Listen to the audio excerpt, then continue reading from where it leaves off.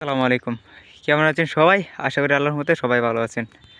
তো আজকে আমার জমিতে পানি দেওয়ার কথা। এই যে মাচা দিছি এইটা, আর ওই যে দেখেন যে মাচাটা, ওইটা মূলত পুঁইশাকের জমিটা। তো পানি দেওয়ার কথা ছিল। তো গতকালকে বিকালে অনেক চেষ্টা করছি পানি দিতে, কিন্তু পারি নাই, মেশিনের সমস্যা দিতেছে।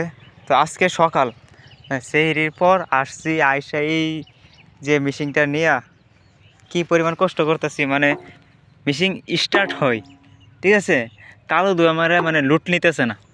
তারপরে সকালে প্লাঞ্জার চেঞ্জ করছি, নজর চেঞ্জ করছি, আবার স্টার দিছি, আবারও স্টার হচ্ছে না। তারপরে কি করব, মানে বুঝতে পারতেছে না কি হচ্ছে না হচ্ছে।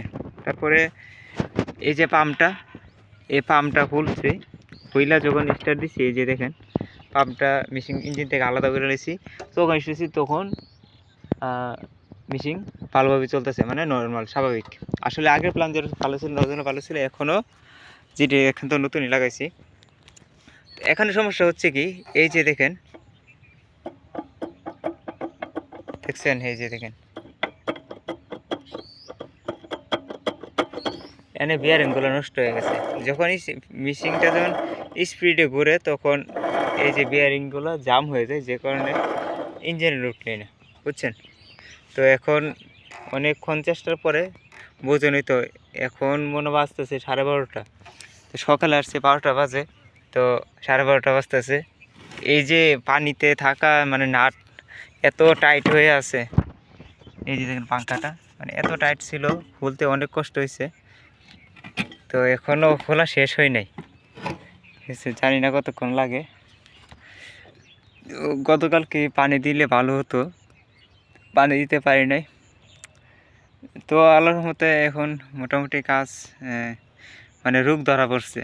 এখন 10 মিনিট বেশি লাগুক আর কম লাগুক, এটা বড় কথা না, কথা হয়েছে গা তখন এগুলা লাগামো। এই যে দেখেন,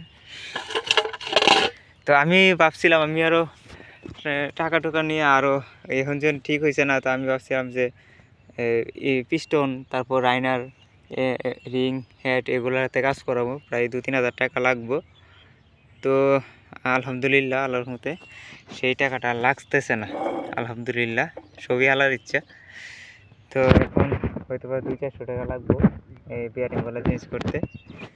এই বিয়ারিংগুলো চেঞ্জ করবো। তো কিছুদিন আগে চেঞ্জ করছিলাম, জানি না কেন নষ্ট হয়ে গেছে। তো যাদের মেশিন আছে তারা এগুলোতে মোবিল দিবেন, মোবিল না, এই গিরিজ, এই যে দেখেন এদিকে সিটও আছে, এখান থেকে গিরিজ দিবেন। আর বেশি ওভার হয়ে গেলে এদিক দিয়ে বাইর হবে, গিরিজ দিয়ে রাখলে বিয়ারিংগুলো নষ্ট হয় না। তো তারপরও এইসব মেশিনারি জিনিস অনেক সময় নষ্ট হয়ে যায় যত্নের কারণে, আবার অনেক সময় যত্ন করার পরও নষ্ট হয়ে যায়, কিন্তু সবই ভাগ্য। যদি ভাগ্য খারাপ থাকে তো তাড়াতাড়ি নষ্ট হবে। যেমন আমারটা তাড়াতাড়ি নষ্ট হয়ে গেছে, মনে হয় 50 ঘন্টা বানিয়েছে নাই, হ্যাঁ, নষ্ট হয়ে গেছে। যাই হোক, সবাই দোয়া করবেন। আর আমি আমার জমির ভিডিওগুলো দিয়ে থাকি, এর বাইরে কোনো ভিডিও দিই না। আর ধানের জমি দেখেন, ধানের জমি থুর আসছে। তো এখন কিন্তু মাজরা পোকার সমস্যা হতে পারে, তো মাজরা পোকা নিয়ে একটা ভিডিও দিব। তো সবাই ভালো থাকবেন, সুস্থ থাকবেন, আল্লাহ হাফেজ।